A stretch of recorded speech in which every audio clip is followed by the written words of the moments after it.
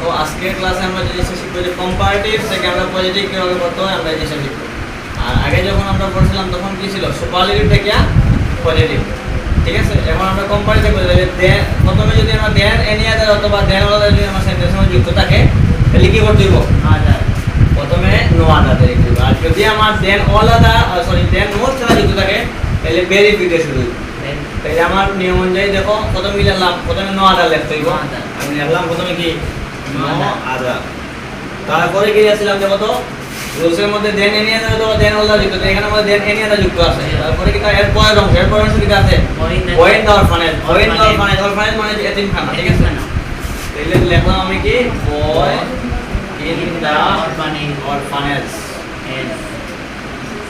তারপরে কি আমার রুলস হচ্ছে কি বার্ড মানে হেল্পিং ভার্ব, দেখা যায় ইজ দেওয়া আছে লিখলাম কি ইজ, তারপরে সো, তারপরে এটা পজিটিভ ফর্ম কি গ্রেট, গ্রেট, তারপরে আবার কি এস, এস, তারপরে সাবজেক্ট কি আছে এখানে আমার রতন, যে নামটা দেওয়া আছে এই নামটা দেওয়া আছে, ঠিক আছে।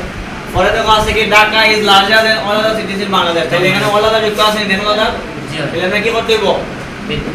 নো আদার দিয়ে শুরু করতে হবে। নো আদার, তারপরে কি সুপারলেটিভ ডিগ্রির পর অংশ কি দেন আদার দেন অল আদার পর অংশ সিটিজ ইন বাংলাদেশ, দেখলাম আমি কি সিটিজ ইন বাংলাদেশ, বাংলাদেশ।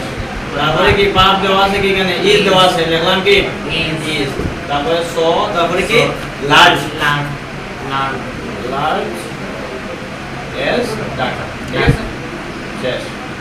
তারপরে দেখো কি আছে Sajjad is taller then any আদার, তাহলে এখানের মধ্যে প্রথমে কি শুরু হইব? নো আদার না ভেরি দিয়া then any other, no other, then any other যুক্ত আছে তাহলে নো আদার দিয়ে শুরু হইব। ওকে ফাইন, দেখলাম আমি কি আবার সেম নো আদার, তারপরে কি দেন এনি আদার পরে কি বয় ইন দা কলেজ, দেখলাম আমি কি বয় ইন দা কলেজ, তারপরে ভার্ব দেওয়া আছে কি ইজ, ইজ সো, তারপরে টল, টলার, টলেস, তাহলে টল হচ্ছে পজিটিভ, টলার হচ্ছে কম্পারেটিভ, টলেস হচ্ছে কি সুপারলেটিভ। আমার যেহেতু পজিটিভ করতে হবে আমরা সেই আগের মতো টল দিলাম, টল এস, তারপরে সাবজেক্ট কি দেওয়া আছে এখানে সাজ্জাদ।